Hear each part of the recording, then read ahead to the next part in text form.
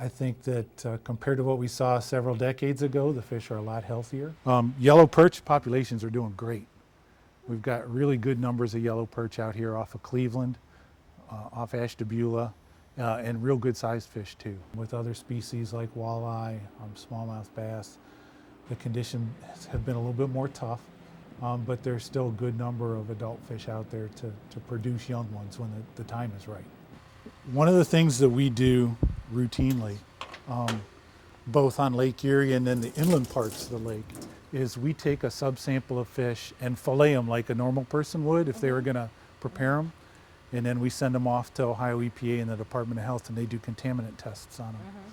And what we've seen is over the course of the last 20 to 30 years is a real marked improvement for most of our fish species, but that improvement now is starting to flatten out.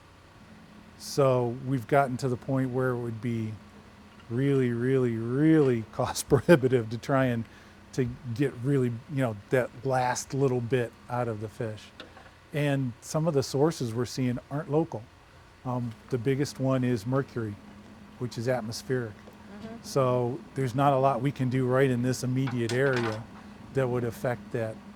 The general advisory for the state of Ohio, it's one meal per week for sport fish. If you're eating fish like yellow perch, like walleye, they are relatively clean enough that with one meal a week, and remember too, that's averaged over the year. So you would essentially have to eat 52 meals a year of these fish, which most people don't do.